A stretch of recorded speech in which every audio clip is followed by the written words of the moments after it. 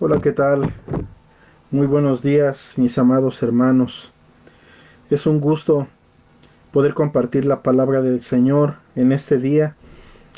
Y hermanos, quiero por favor pedirles que me acompañen en la escritura al libro de Zacarías en el capítulo 4, el versículo 6, hermanos.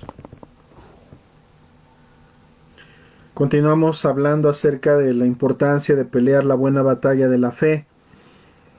Hoy en particular queremos estar hablando acerca de la importancia de que dependamos ante todo del Señor para todas las cosas.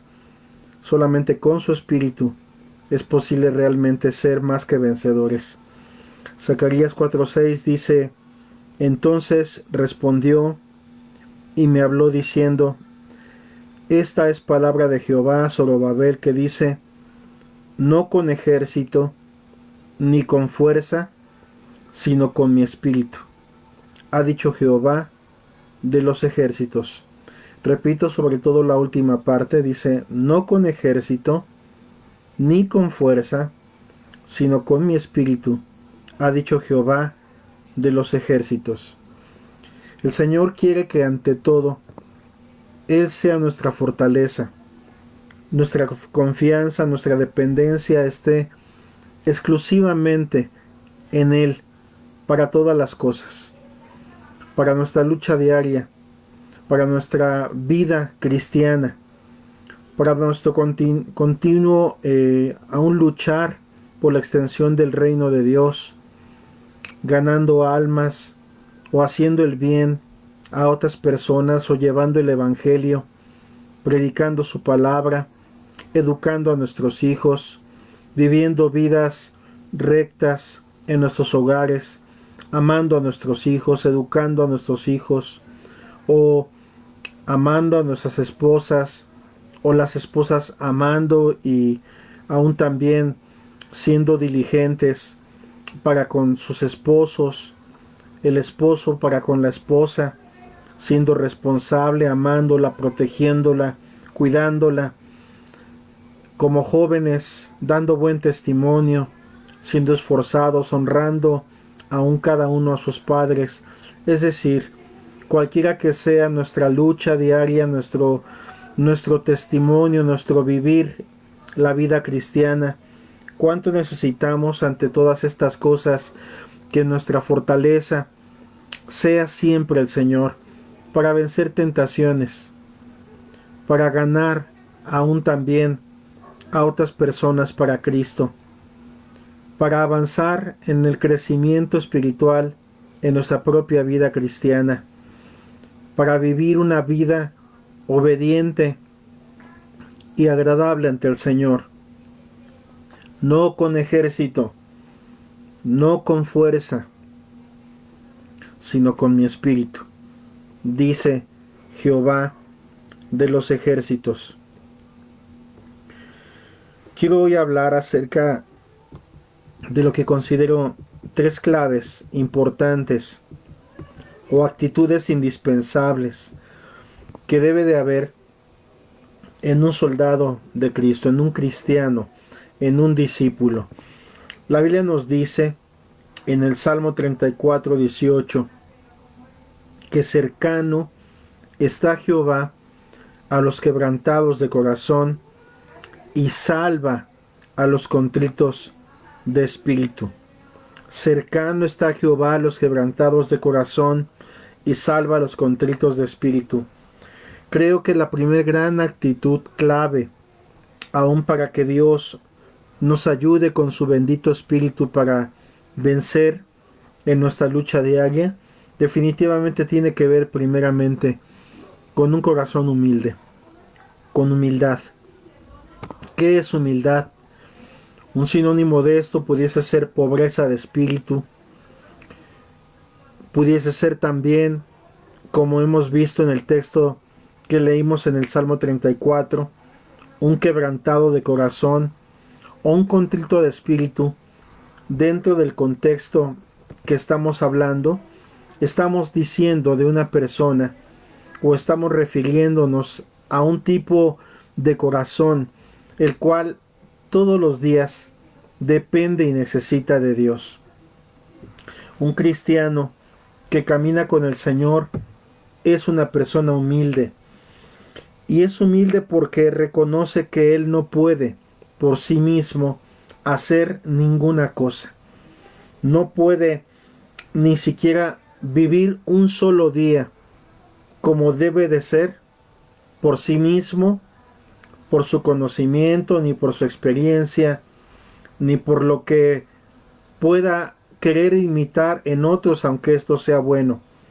La verdad es que no es con fuerza, no es por nuestra inteligencia, no es por sabiduría humana, no es por grandes conocimientos, es por una gran necesidad que viene del interior de nuestro corazón, en donde reconoces que si Dios no te ayuda, que si Dios no te da la fuerza, que si de Dios no viene la gracia, no podemos entonces hacer absolutamente nada.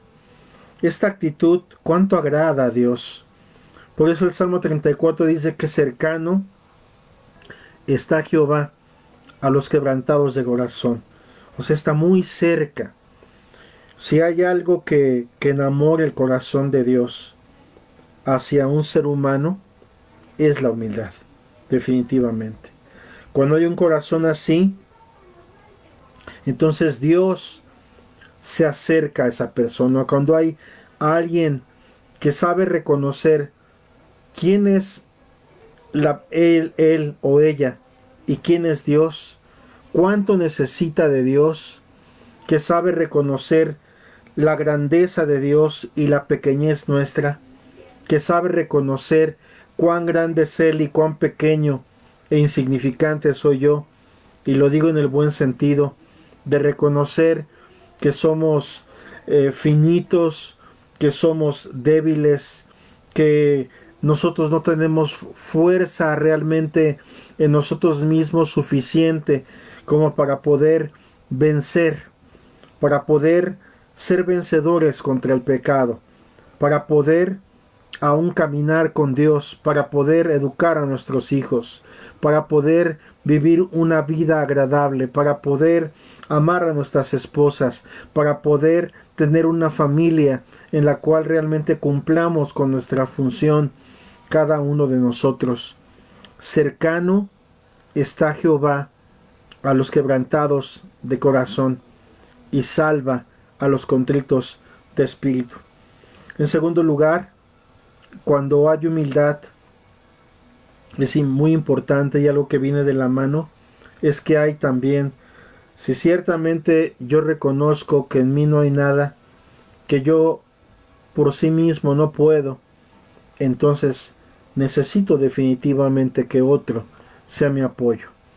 Y cuando Dios ve un corazón que ese apoyo no lo pone en otras personas o en algunas otras cosas, sino lo pone absolutamente en Él, es decir, confía y depende plenamente y únicamente de Dios, ese corazón cautiva al corazón de Dios. En otras palabras, cuando hay humildad y fe, confianza en Dios.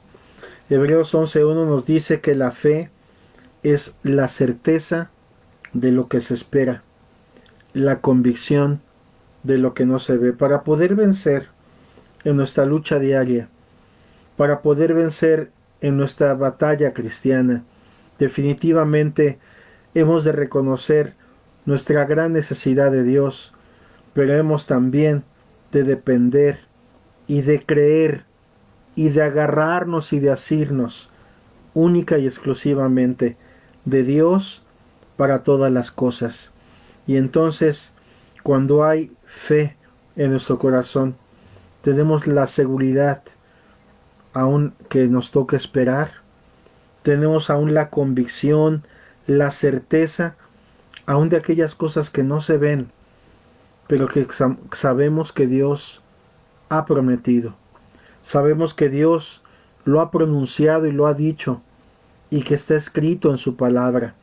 Así que podemos entender que un corazón de un combatiente fiel, de un soldado de Cristo, ha de ser en primer lugar un necesitado, un quebrantado de corazón, pero también una persona que depende para todas las cosas de Dios. Y no solamente eso, sino en tercer lugar, sabe esperar en Dios. En otras palabras, humildad, confianza, pero también esperanza. Quietud y esperanza. Quietud y reposo. En Éxodo capítulo 24, versículo 13 y 14 dice que, y Moisés dijo al pueblo, no temáis, estad firmes, y ved la salvación que Jehová hará hoy con vosotros, porque los egipcios que hoy habéis visto, nunca más para siempre los veréis. Jehová peleará por vosotros, y vosotros estaréis tranquilos. En otras palabras, un soldado de Cristo es victorioso, porque sabe que la batalla no es suya, es del Señor, y confía plenamente en el Señor, y aun en tus batallas más cruentas, en las situaciones más difíciles que te toque de enfrentar, has de reconocer que necesitas que solamente sea Dios y únicamente Dios el que te sostenga y te ayude, pero también que confíes en Él con todo tu corazón y todo tu ser, pero también saber tener quietud, esperanza, saber esperar a ver la mano de Dios, es decir, no caer en provocaciones como ni afanarnos ni ponernos ansiosos o incrédulos o ponernos en una actitud en la que queremos ya salir corriendo nosotros a solucionar las cosas por nuestras propias fuerzas, como desesperados, como no pudiendo tener aún un momento de quietud y de reposo, aun cuando la batalla parece que te obliga a inquietarte, a afanarte, a sentir la carga tan pesada y tan fuerte, lo que muchas veces puedas pasar o vivir, que pierdas toda esperanza, no, sino que pelear la buena batalla implica también saber esperar en Dios. Hemos leído aquí un texto que tiene que ver cuando Egipto o los egipcios, Faraón, iba en persecución contra el pueblo de Dios. Cuando después de que Dios les había sacado con mano fuerte y brazo extendido de Egipto, poco tiempo después, los ejércitos de Faraón, Egipto había salido prácticamente en persecución contra Israel.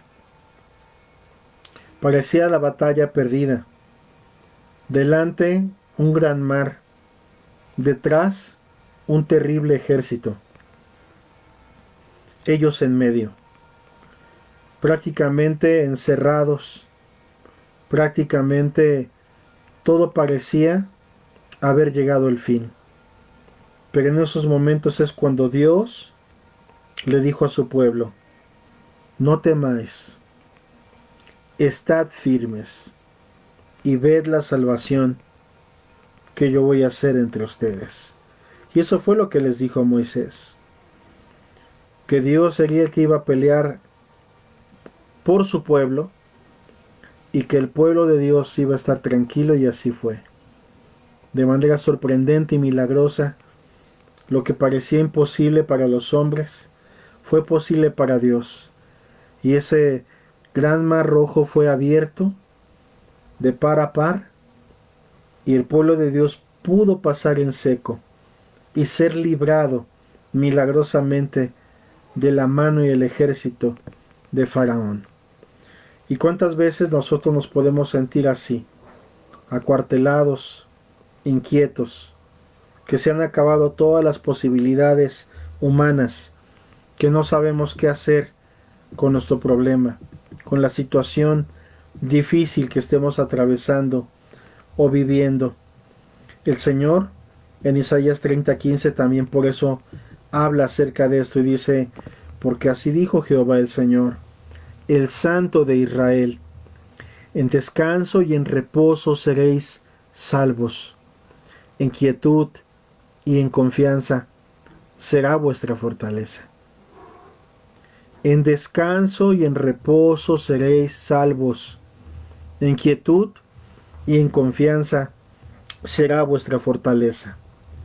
Tres grandes actitudes tan importantes para pelear la buena batalla. Número 1. Reconocer nuestra gran e inmensa necesidad que tenemos de Dios. Número 2. Ante todas las cosas y ante cualquier circunstancia, no dejar de confiar y depender de Dios. Número 3. Descansar y reposar en la fidelidad de Dios, en el poder de Dios, en el gran amor de Dios que Él tiene para con nosotros. Quiero por favor también que me acompañen a dos ejemplos bíblicos que nos hablan de esto. En primer lugar, me gustaría leer con ustedes la toma de Jericó. Esto lo podemos encontrar en Josué capítulo 6 y leo desde el versículo 1 donde dice así: Ahora Jericó estaba cerrada, bien cerrada, a causa de los hijos de Israel. Nadie podía entrar, nadie entraba ni salía. Mas Jehová dijo a Josué: Mira, yo he entregado en tu mano a Jericó y a su rey, con sus varones de guerra.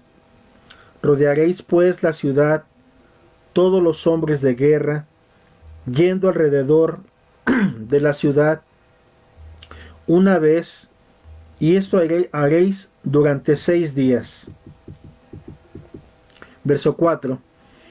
Y 7 sacerdotes llevarán 7 bocinas de cuernos de carnero delante del arca, y al 7º día daréis 7 vueltas a la ciudad, y los sacerdotes tocarán las bocinas, y cuando toquen prolongadamente el cuerno de carnero, así que oigas el sonido de la bocina, todo el pueblo gritará a gran voz, y el muro de la ciudad será entonces, y entonces subirá el pueblo, cada uno derecho y hacia adelante. El Señor había dicho, todo el pueblo gritará a gran voz, y el muro de la ciudad caerá. Verso 6. Llamando pues Josué hijo de Nun a los sacerdotes, les dijo: Llevad el arca del pacto, y 7 sacerdotes lleven bocinas de cuerno de carnero delante del arca del pacto, o del arca de Jehová. Y dijo al pueblo: Pasad y rodead la ciudad, y los que están armados pasarán delante del arca de Jehová. El pueblo obedeció al Señor, y el resultado fue maravilloso. Dios peleó su batalla. Dice el versículo 20 que entonces el pueblo gritó, y los sacerdotes tocaron las bocinas, y aconteció que cuando el pueblo hubo oído el sonido de la bocina, gritó con gran vocerío, y el muro se derrumbó. Dice también la escritura que el pueblo subió luego a la ciudad, cada uno derecho y hacia adelante, y la tomaron. Vemos una historia fascinante en la toma de Jericó. Jericó, una ciudad bien amurallada, con un ejército de soldados experimentados y fuertes. Tan grande era Jericó que estaba protegida por dentro, por fuera. Nadie podía entrar, nadie podía salir. Era una ciudad fortificada. algunas fotografías que la arqueología ha permitido tomar de la zona, del lugar, muestran en verdad que Jericó era una gran ciudad, que en verdad aún el grueso de sus muros, el tipo de estructura, de dimensiones, si a eso le sumamos el gran ejército que defendía aquel lugar, era inquebrantable, humanamente hablando.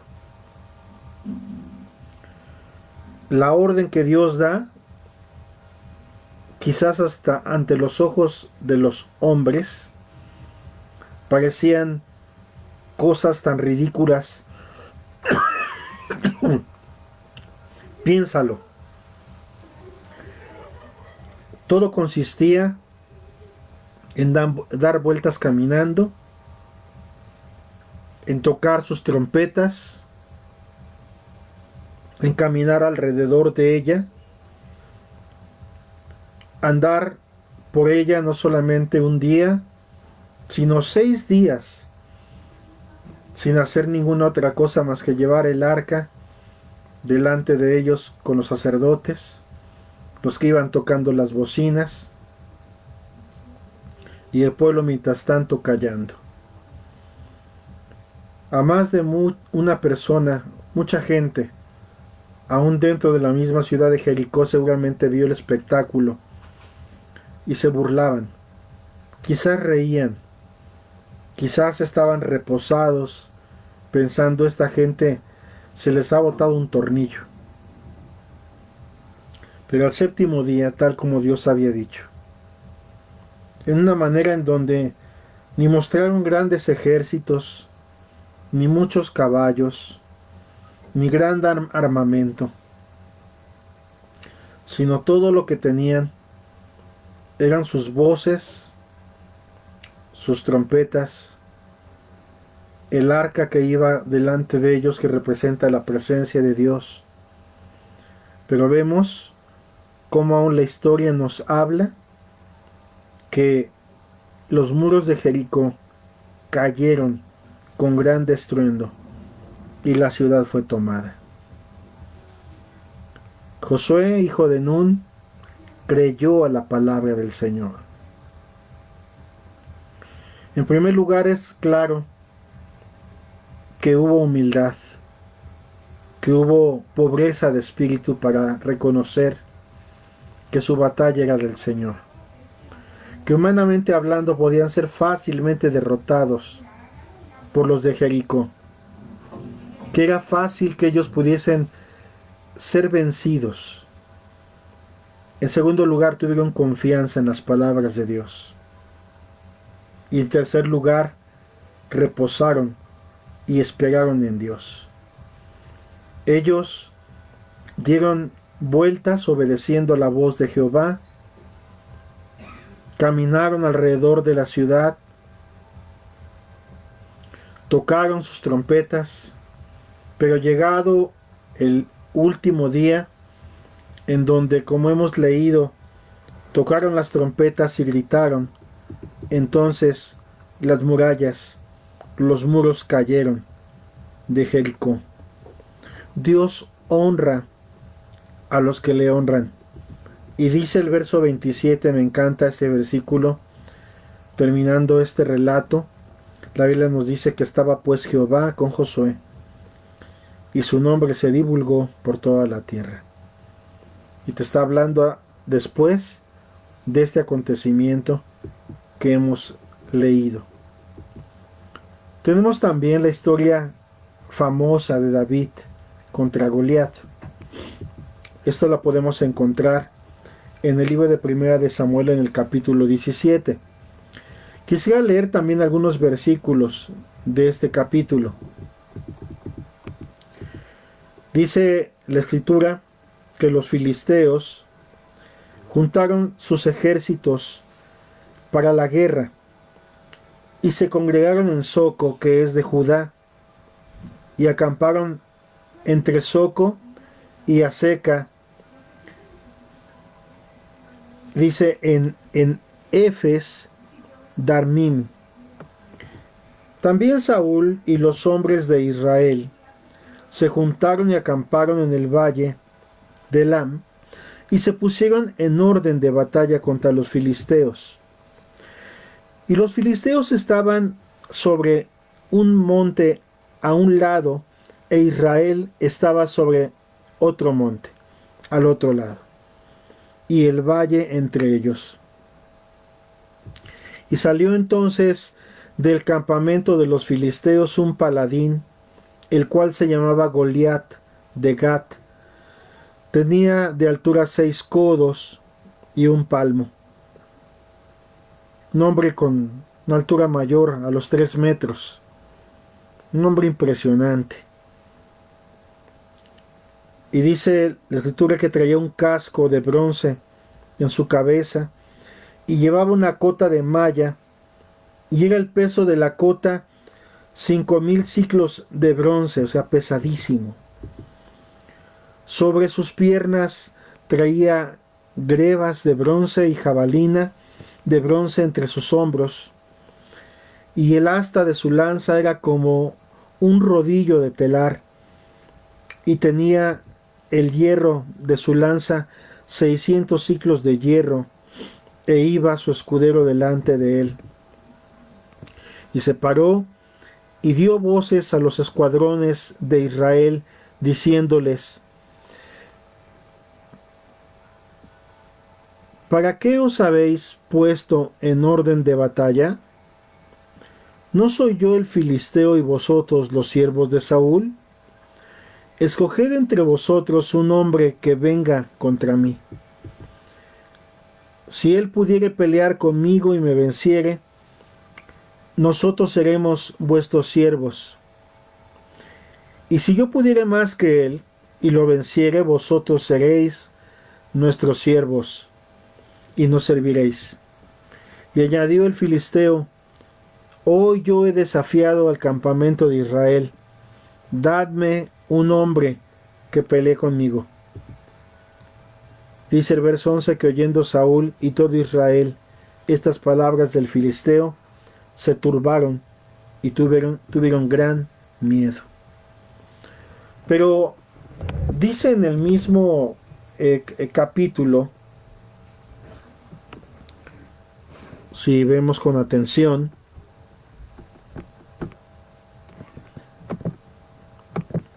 dice ahí mismo que viendo pues aquel filisteo, venía en el verso 16, venía pues aquel filisteo por la mañana y por la tarde, y así lo hizo durante 40 días. Observemos la vergüenza y el oprobio, la situación terrible. Para esos momentos ya Saúl no está ya en su mejor momento.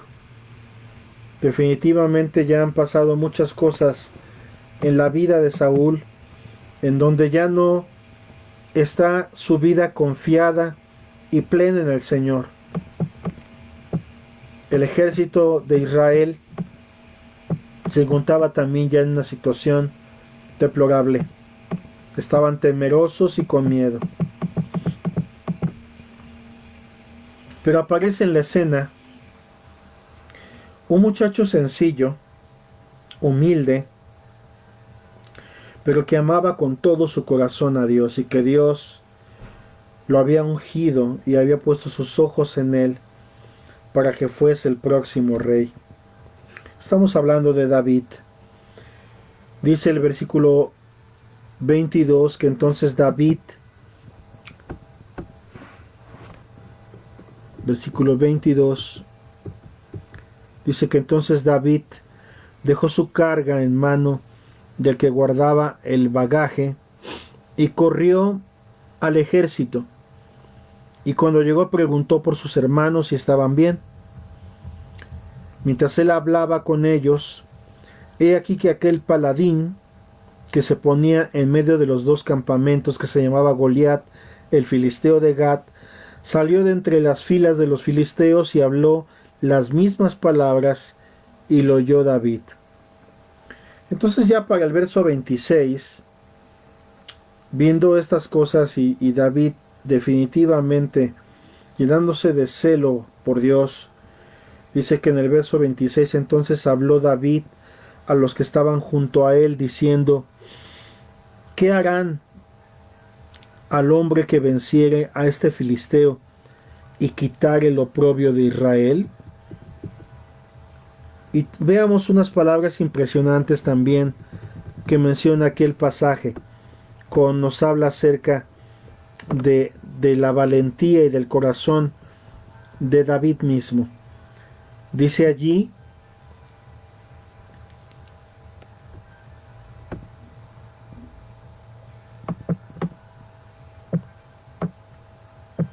y esas palabras me impresionan. David preguntó: ¿quién es este filisteo incircunciso para que provoque a los escuadrones del Dios viviente? ¿Quién es este filisteo incircunciso para que provoque a los escuadrones del Dios viviente? Vemos una escena tremenda, imagínatela por favor, un jovencito, un adolescente, un jovencito, contra un gigante, un hombre de guerra, no solamente fuerte, sino grande, preparado para la guerra, experimentado seguramente en batalla, contra un muchachito. Por eso dice el versículo 31 que entonces, oídas las palabras que David había dicho, y las refirieron delante de Saúl, y él lo hizo venir. Y dijo David a Saúl: no desmaye el corazón de ninguno a causa de él. Tu siervo irá y peleará contra este filisteo. Dijo Saúl a David: no podrás tú ir contra aquel filisteo. No podrás tú ir contra aquel filisteo para pelear con él, porque tú eres muchacho, y él un hombre de guerra desde su juventud.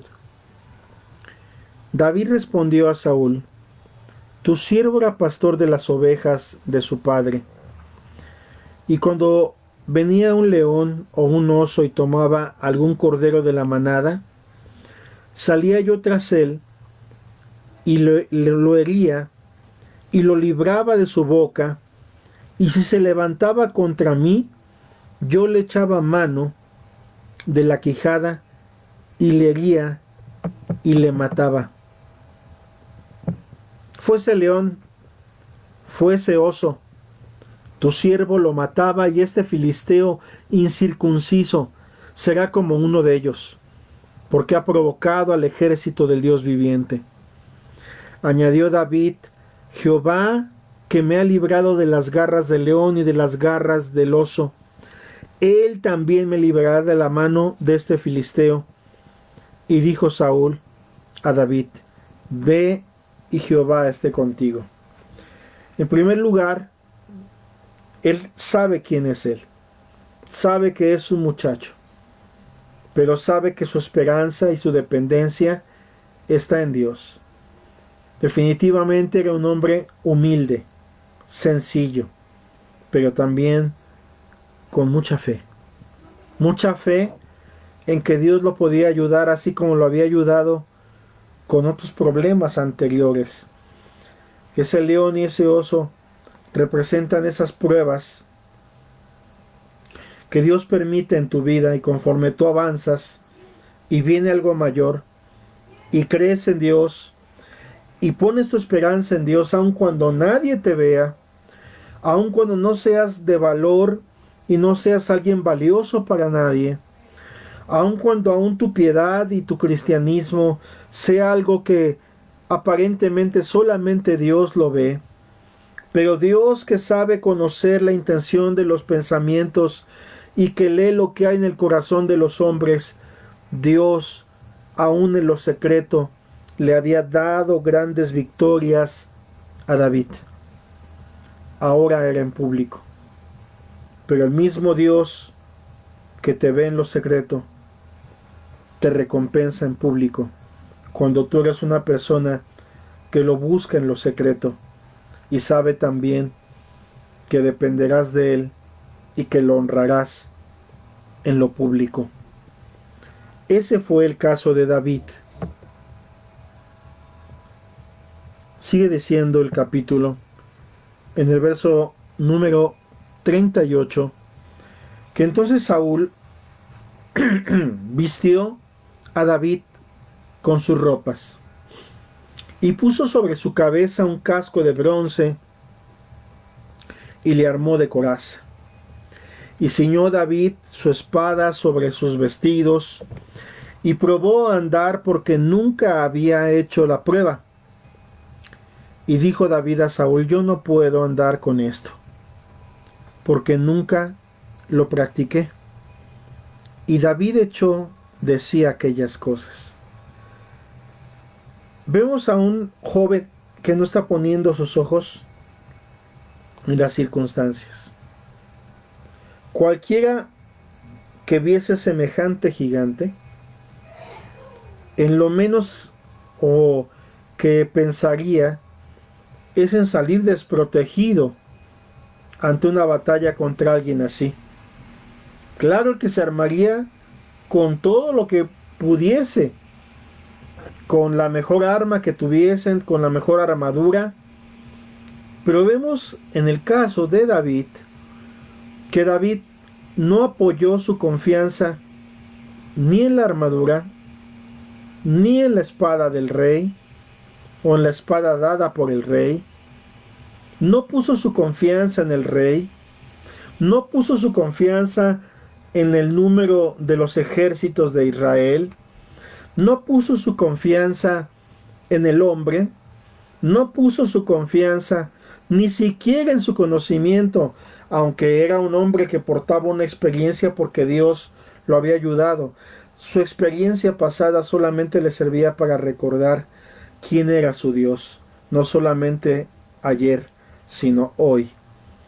Así que era una nueva circunstancia, era algo mayor, era un gigante mayor, era una situación más complicada, era algo totalmente distinto y diferente a las pruebas que ya había pasado anteriormente, pero su actitud hacia Dios fue de confianza y fue de fe y fue de certeza en lo que se espera. Fue de convicción en lo que no se veía. Sus ojos estaban puestos en Dios. Dice que entonces mejor él tomó su cayado. Tomó el cayado en su mano. Recordemos que era un pastor de ovejas. Y escogió 5 piedras lisas del arroyo y las puso en el saco pastoril, en el zurrón que traía. Y tomó su honda en su mano y se fue hacia el filisteo. Y el filisteo venía andando y acercándose a David y su escudero delante de él. Y cuando el filisteo miró y vio a David, le tuvo en poco, es decir, lo menospreció, porque era muchacho y rubio y de hermoso parecer. Y dijo el filisteo a David, ¿soy yo perro para que vengas a mí con palos? Y maldijo a David por sus dioses. Dijo luego el filisteo a David, ven a mí y daré tu carne a las aves del cielo y las bestias del campo. Entonces dijo David al filisteo, tú vienes a mí con espada y lanza y jabalina, mas yo vengo a ti en el nombre de Jehová de los ejércitos, el Dios de los escuadrones de Israel, a quien tú has provocado. Jehová te ha entregado hoy en mi mano. Ve la certeza y la seguridad. Y yo te venceré y te cortaré la cabeza y te daré hoy a los te daré hoy los cuerpos de los filisteos a las aves del cielo y a las bestias de la tierra, y toda la tierra sabrá que hay Dios en Israel. Y sabrá toda esta congregación que Jehová no salva con espada ni con lanza, porque de Jehová es la batalla, y Él os entregará en nuestras manos. Mira nada más, este muchachito vino a traer una gran lección a todo Israel. Y no solamente Israel, sino como veremos también, aún también puso no solamente en su lugar al enemigo, sino lo venció rotundamente. Dice entonces la Escritura que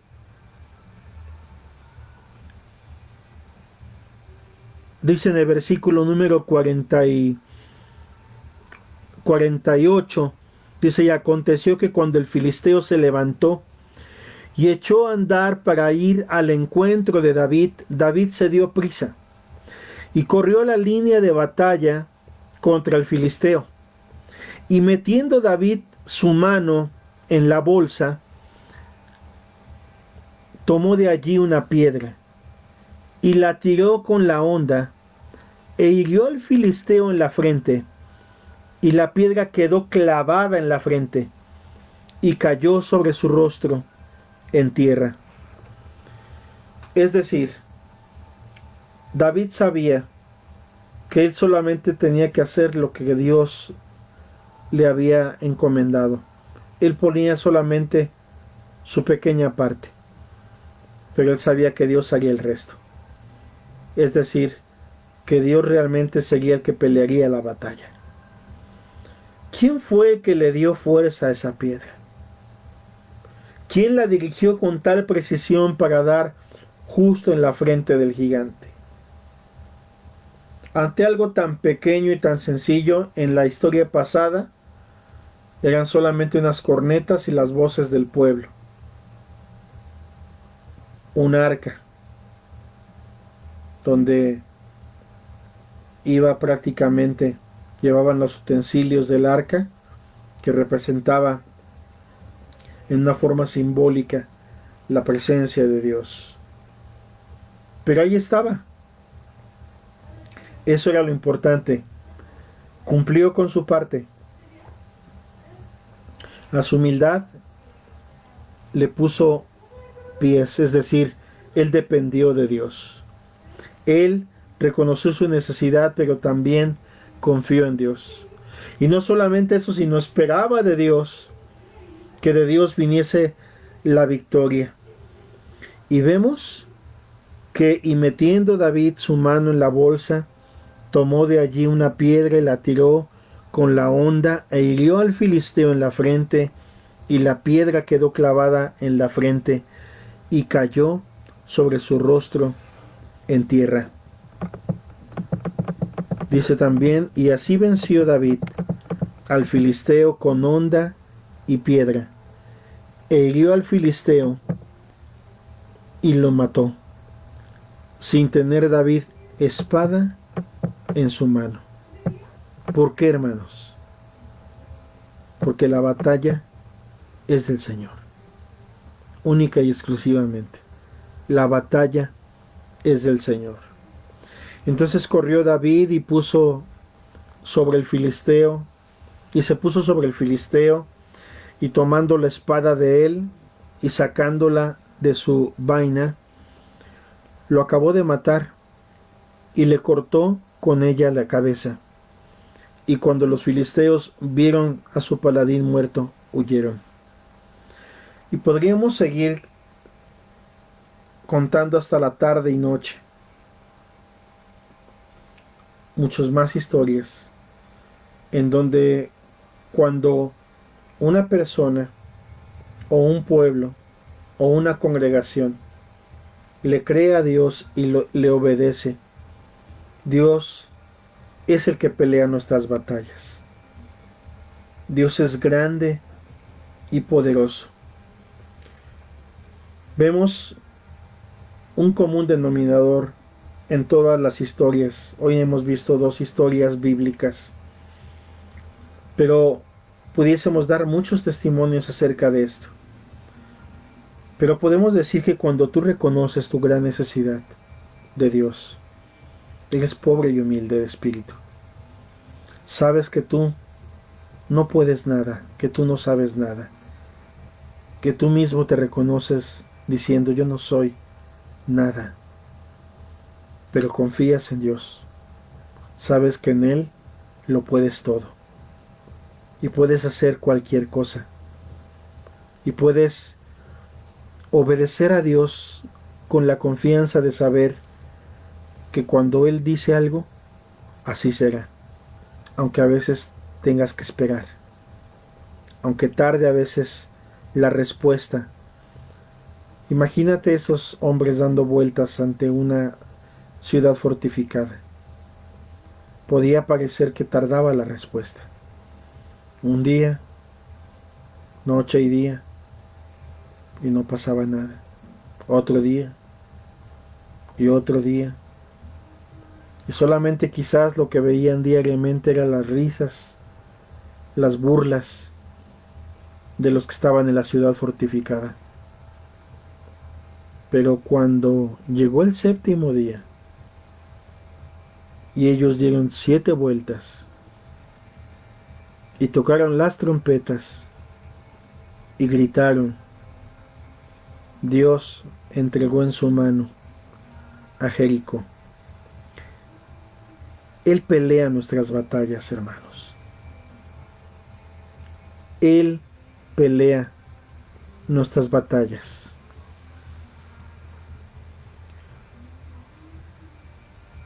Años atrás, recuerdo que se presentó la oportunidad y además un grupo de hermanos, poquitos, que nos reuníamos en una casa, quizás menos de 10, y que le pedíamos al Señor por la ciudad, por el lugar donde estábamos haciendo la obra del Señor. Éramos un pueblo minúsculo, éramos un pequeño remanente, menos de 10 personas. Pero nos reuníamos a orar y a pedirle a Dios por aquella ciudad. Y nos vino al corazón pedirle algo más grande. Pedirle a Dios que Dios levantara una congregación, una iglesia, que Dios plantara una iglesia en esa ciudad, donde pudiésemos predicar aún la palabra del Señor a más personas y llegar a más gente. Para ese tiempo no teníamos dinero. Era un tiempo donde en el lugar donde habíamos llegado prácticamente se nos había acabado el dinero.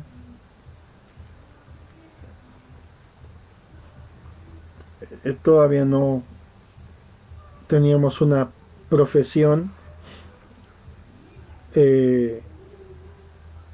Habíamos estado trabajando en cosas al alcance, sencillas. En lo personal, había andado manejando un taxi, después como obrero en la compañía en Pemex, haciendo después también mudanzas. En otras ocasiones, todas las mañanas partiendo y jalando hielo para que pudiesen ser llevados por los camiones que salían a los campos petroleros para los trabajadores. Trabajos sencillos. Un momento en que no había dinero, hermanos, pero teníamos un Dios grande y sentíamos una gran carga por aquella ciudad. Me acuerdo que ese grupo de hermanos tuvimos la fe para pedirle al Señor que Dios nos permitiese hacer una campaña evangelística donde pudiese venir mucha gente. Así que empezamos a rogarle al Señor cuando sentimos la certeza de que teníamos que hacerlo. Y prácticamente sin dinero en los bolsillos, la primera ofrenda que entre los poquitos que habíamos juntamos, empezamos a hacer propaganda. Pero Dios fiel empezó a darnos recursos y lo que venía lo invertíamos en propaganda. Pero milagrosamente Dios, ya para cuando nos habíamos aventurado a hacer aquella campaña, ya teníamos aún la cita, teníamos pocas semanas para tener todo listo. No teníamos dinero, no teníamos sonido, no teníamos micrófonos, bocinas, no teníamos un lugar donde reunir a aquella gente. Pero milagrosamente, hermanos, en pocas semanas, Dios todo lo suplió.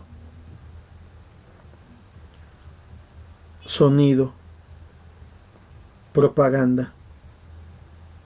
Empezaron a venir ayuda aún tanto en aportaciones como también muchas veces viniendo inclusive hermanos de otras partes de la República. Llegaron a aquella ciudad donde se estaba haciendo la obra y empezamos a hacer invitación por las calles, a repartir volantes. Dios después suplió hasta para pregonarlo por la radio. Fue algo milagroso, hermanos.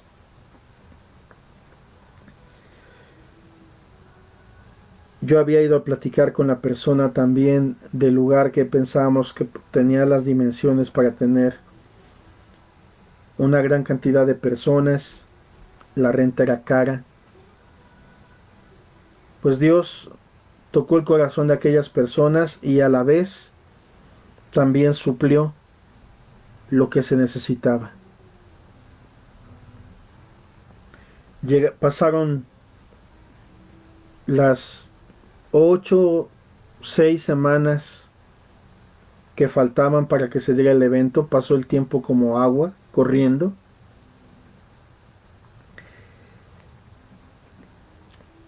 Pero de la nada, el día de la campaña, hermanos, estaba todo listo.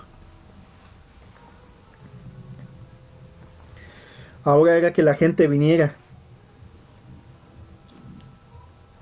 Y milagrosamente el primer día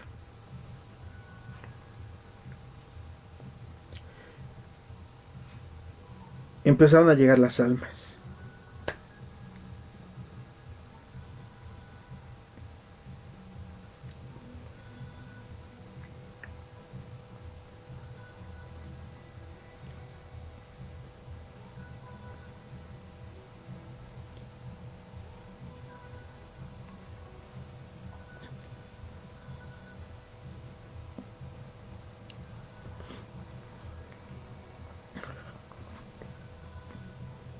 Disculpen, hermanos.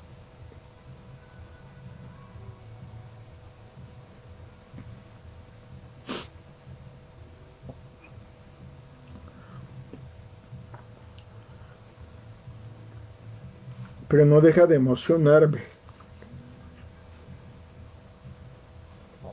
el reconocer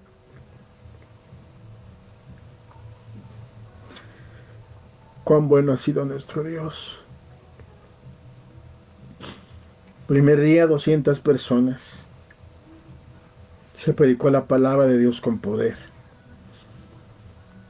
Segundo día, 300 personas.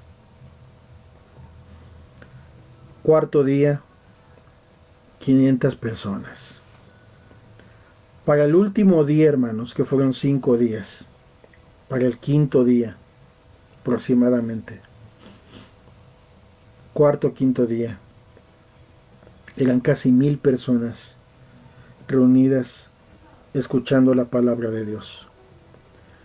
Los 2 últimos días de la campaña se hizo un llamado, donde pasaron las almas. Muchas personas se pararon casi de un brinco de sus asientos, pasando al frente a pedirle perdón a Dios por sus pecados y una gran obra de parte de Dios. Vimos maravillas. A la vez en otra ciudad cercana, donde también estábamos predicando la palabra, de una forma milagrosa Dios empezó a multiplicar una congregación que cuando también llegamos a esa ciudad, eran 3, 4, 5 personas a lo más. También Dios plantó una iglesia en el otro lugar.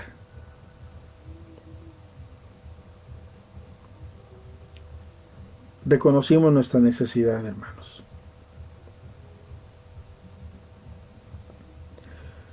Pero también creímos en el Dios que hace maravillas y milagros. Y esperamos en Dios. Nosotros no podíamos hacerlo, no teníamos el recurso. Tampoco considerábamos ni tener ni los dones, ni la sabiduría, ni el equipo, ni la experiencia. Nada, hermanos. Pero teníamos a nuestro Dios. Y yo creo que cada uno de nosotros, si recordásemos, y yo quiero aprovechar para que en este día, hermanos, ustedes saben, porque me están escuchando, varios de ustedes que fueron testigos de estas cosas que estoy diciendo y saben que estoy diciendo la verdad. Quizá inclusive algunos de ustedes fueron fruto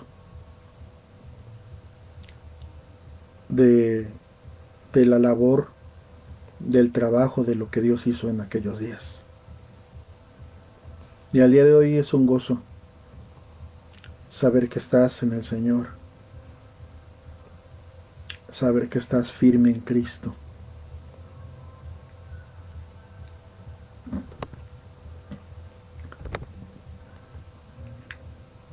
¿Cómo se pelean las batallas del Señor?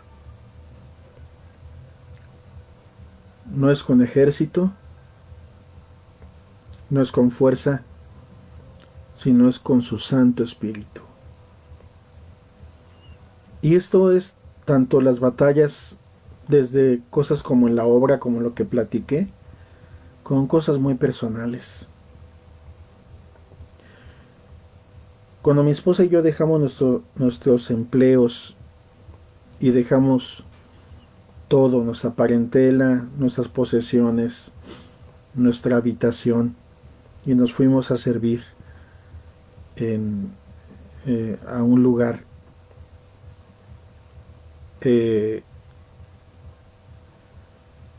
hermanos, yo recuerdo, y eso es ya ahora algo personal, pero no quiero dejar de testificarlo y de agradecerle a Dios y de aún confirmar eso que estamos diciendo, porque eso no solamente son principios extraídos de la Biblia para hablarlos y decirlos en una forma doctrinalmente correcta.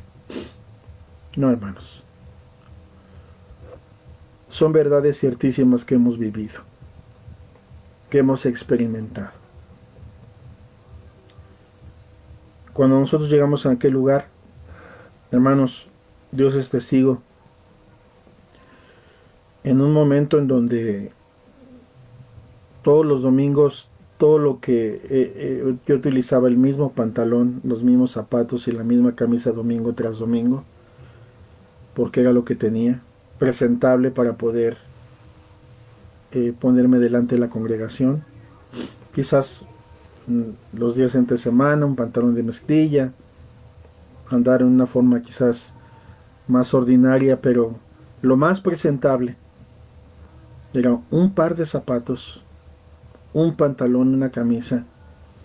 Y solamente lo digo como testimonio porque cuando yo leo esas palabras de que ellos anduvieron ahí en el desierto caminando y sus sandalias o sus zapatos no se desgastaban ni se consumían, sino que aún Dios en eso los guardó y los cuidó. Y yo leo eso, me impacta y me pega en mi corazón porque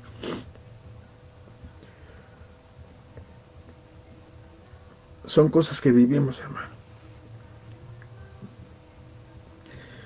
Cuando nació mi primer niña, a los 6 meses aproximadamente de haber llegado en aquel lugar, yo no tenía para el parto, hermanos. Y esas cosas que te preguntas, ¿no? Bueno, ¿y ahora de qué voy a vivir? ¿Qué voy a hacer? En un tiempo en donde la congregación era pequeñita, o sea, ni siquiera tampoco, y mucho menos para estarle pidiendo a los hermanos. Lo menos que quieres cuando sirves a Cristo es serle gravosa a la gente. Igual, hermanos, en una forma personal y familiar, Dios suplió todas las cosas. Para el día que mi esposa tuvo a la primer bebé, de Dios vino, suplió para el médico, un médico particular, porque yo ya no tenía seguro social, mi esposa tampoco, ya teníamos meses de haber dejado de tener un trabajo en donde te dieran seguro, pero Dios se encargó de todas las cosas. En medio de lo que era pobreza material, yo te puedo testificar que a mi niña no le faltó nada. Dios suplió el médico, el pediatra, en una forma y sin pedirle nada a nadie. Vino gente con un corazón movida por Dios que trajo ropita para la bebé, hubo pañales, hubo una hermana que ya había dejado su niña, la andadera, nos regaló una andadera, una carreola. Dios todo lo suplió, hermanos.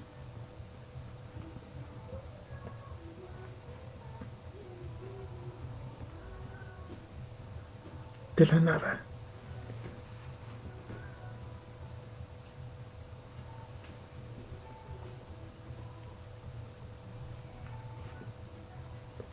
¿Cómo no agradecerle a Dios, hermanos?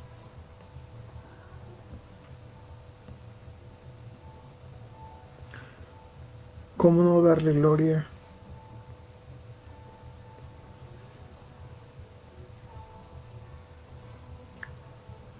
Dios es hacedor de prodigios y grande en maravillas.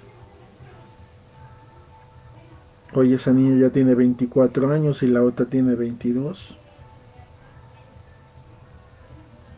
Y en medio de gigantes posteriores que han venido, tú y yo sabemos, porque en tu vida también yo sé que ha sido así, que me escuchas. Las batallas quizás van creciendo, las circunstancias cambian, a veces te enfrentas a mayores pruebas, a circunstancias diferentes, a momentos nuevos. Pero podemos decir que hasta hoy Dios ha sido con nosotros. Pero ¿cuál ha sido el secreto de nuestra fuerza, hermanos? Y esto para que ninguno de nosotros lo olvidemos. ¿Cuál ha sido el secreto de nuestra fuerza? Iglesia de Cristo, que me escuches, es nuestro Dios. No es ni nos creamos un grupo con doctrina correcta. No somos únicos. No somos un grupo especial. No somos personas especiales, sino de lo último detrás de la manada nos trajo ahí Dios, hermanos. Ahí nos tomó. Yo te hablo a título personal, del que menos merecía, el primero de los pecadores. Dios tuvo misericordia, hermanos. Segunda de Corintios, capítulo 12, versículos 9 y 10 dice: y me ha dicho, bástate mi gracia, porque mi poder se perfecciona en la debilidad. Por tanto, de buena gana, me gloriaré más bien en mis debilidades,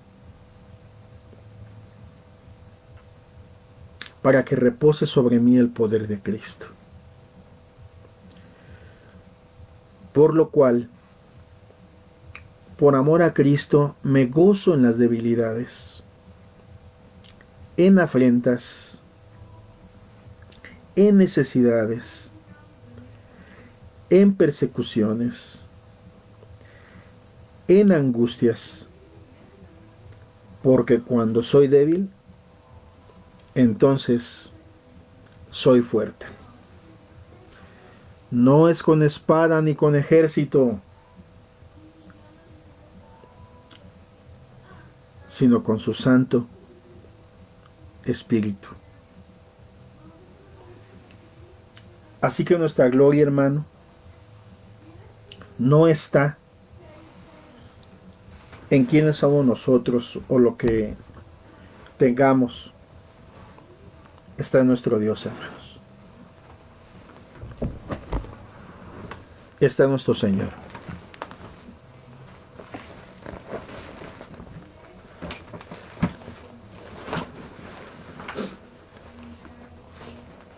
Vamos a terminar, hermanos, dándole gracias al Señor.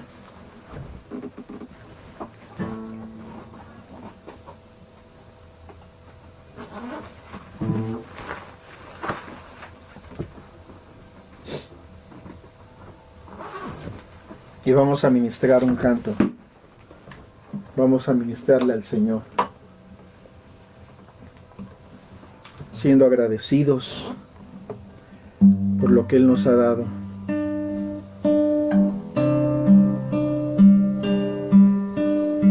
Reconociendo que nuestra gloria es Él, hermanos.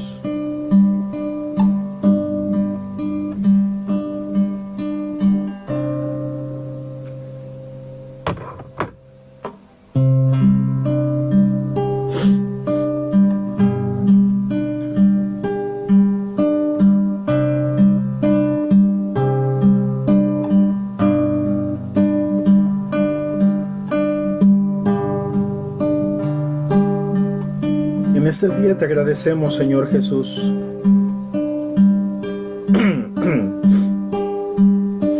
por tu fidelidad y por tu amor, porque tú eres grande, Señor, y digno de ser alabado. No está la gloria en la sabiduría, no está la gloria en el poder, No está la gloria en la riqueza, mas mi gloria es conocerte a ti. No está la gloria en la sabiduría, no está la gloria en el poder, no está la gloria en las riquezas, mas mi gloria es conocerte a ti, pues tú eres grande, oh Dios, Señor de las naciones. Tú eres grande, oh Dios, el dueño de la tierra. Tú eres grande, oh Dios, creador, redentor. Mi gloria es conocerte a ti, pues tú eres grande, oh Dios, Señor de las naciones. Tú eres grande, oh Dios, el dueño de la tierra. Tú eres grande, oh Dios, creador, redentor. Mi gloria es conocerte a ti. Mi gloria es conocerte a ti. No está la gloria en la sabiduría, no está la gloria en el poder, no está la gloria en las riquezas, mas mi gloria es conocerte a ti, pues tú eres grande, oh Dios, Señor de las naciones. Tú eres grande, oh Dios, el dueño de la tierra. Tú eres grande, oh Dios, creador, redentor. Mi gloria es conocerte a ti. Mi gloria es conocerte a ti. Mi gloria es conocerte a ti.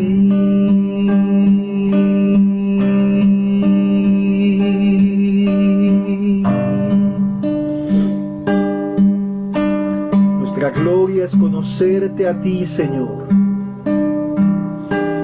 porque no es con espada ni con ejército, sino solo con tu Santo Espíritu. Porque eres tú quien pelea nuestras batallas. Tú eres nuestro sostén y nuestra gloria.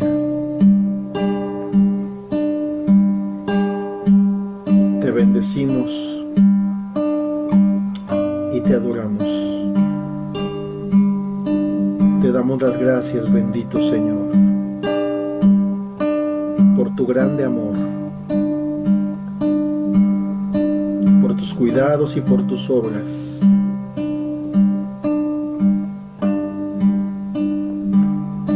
Te alabamos y te bendecimos. En el nombre precioso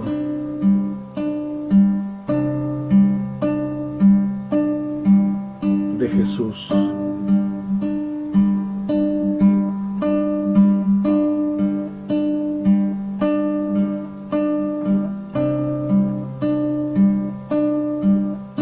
Por la gracia de Dios, hoy somos lo que somos. Sabemos que sin ti nada somos. Sabemos que sin ti nada podemos. Dependemos única y exclusivamente de ti, Señor. Porque tú eres el que pelea nuestras batallas, Señor.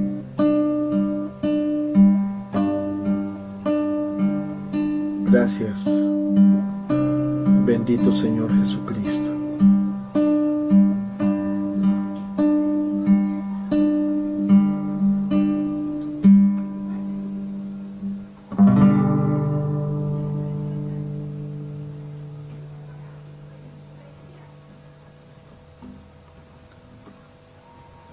Les amamos, amados hermanos, lo saben.